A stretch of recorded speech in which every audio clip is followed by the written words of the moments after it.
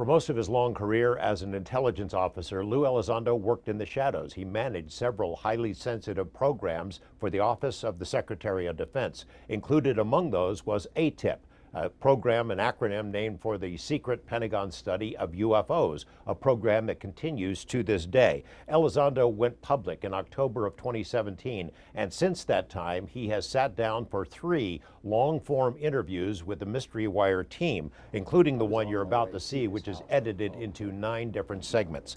As with our first interview, this one goes into considerable detail about what he did for the Pentagon, what he learned about UFOs, and why the topic deserves further study. What's different about this interview from the first one that we posted on Mystery Wire is the questions.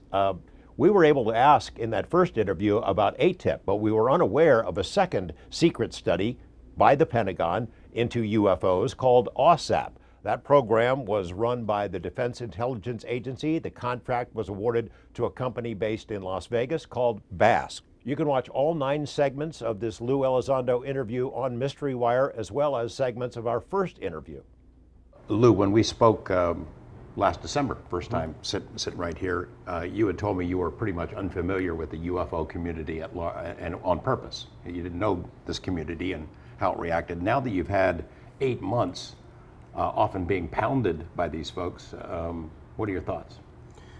That largely remains true to this day. I have purposely continued to try to sequester myself from the rest of the larger community on purpose. It's not that they don't have anything good to say. I'm sure they do, but I am consciously trying to avoid having any type of analytic bias introduced into the analysis of the data that we're engaged in. So what do I mean by that?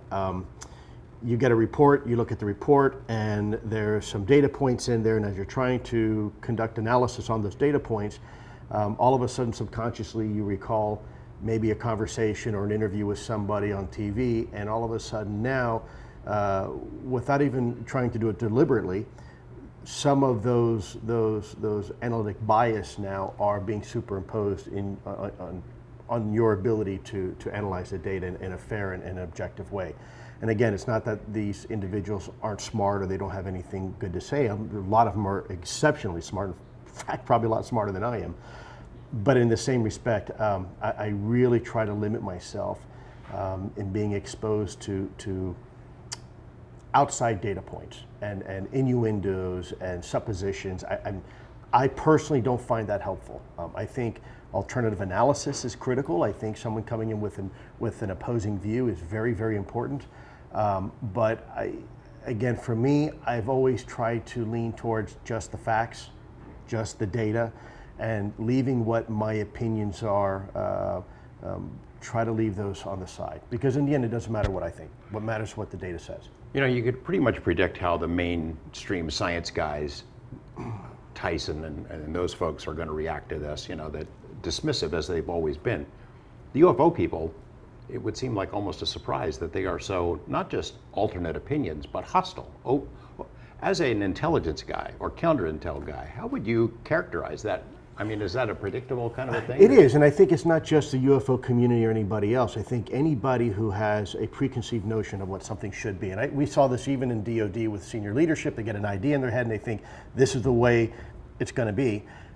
It's very hard to come in with a different narrative and expect people to just accept it because they spend a lot of time and effort in formulating these theories and these opinions. And in some cases, you have some folks who've made actually very successful cottage industries pushing an agenda so people will, in essence, follow their narrative. And then all of a sudden, you have some information that contradicts that. And it can be a hard pill to swallow. And really, you have 2 choices: either A, get on board, or fight it, and sometimes fight it violently.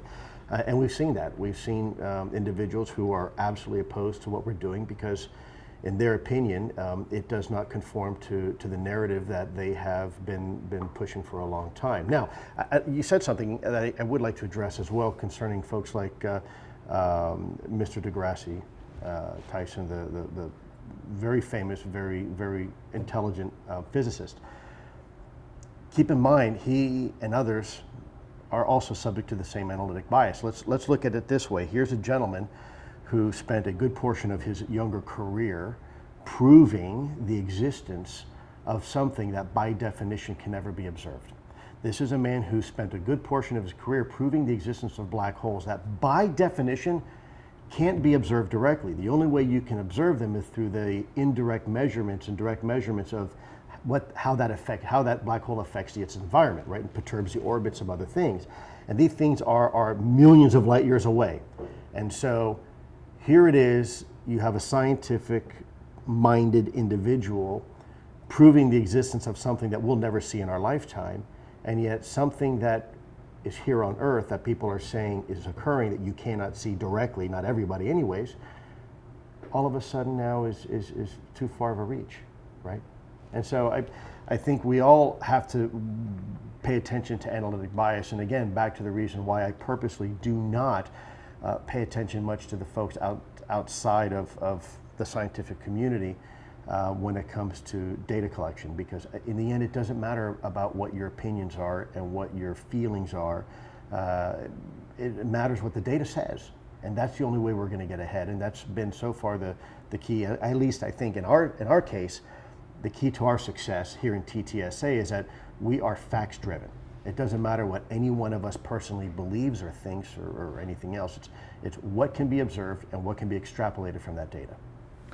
TTSA has taken some lumps. Tom has taken some lumps unfairly to a large degree. I mean, when you look at what has happened since you stepped on that stage last October, it's an amazing change in the national conversation about this topic. TTSA is a driving force in that. I'd like to think we are a driving force. I don't think we are the driving force. I think to try to figure out what is the driving force, you have to look at it collectively. And George, I'd say you're part of that driving force. I'd say people like Bob Bigelow, who's been doing this long before ATIP became public, and he had his nose to the grinding wheel pursuing this endeavor. And folks like Senator Harry Reid and Stevens and Inouye, folks who believed in this enough and who wanted to protect their country enough that they were willing to invest their time, resources, and their reputations into an otherwise really sticky portfolio, a portfolio that a lot of people just don't want to talk about because it's surrounded by stigma, right? And that stigma is a political killer, it's a career killer, it's a, there's nothing good about it. You don't get into this portfolio thinking, hey, I'm going to make a name for myself. In fact, it's probably either going to get you fired, or it's going to get you ostracized, or it's going to get you, nowhere that you want to go fast.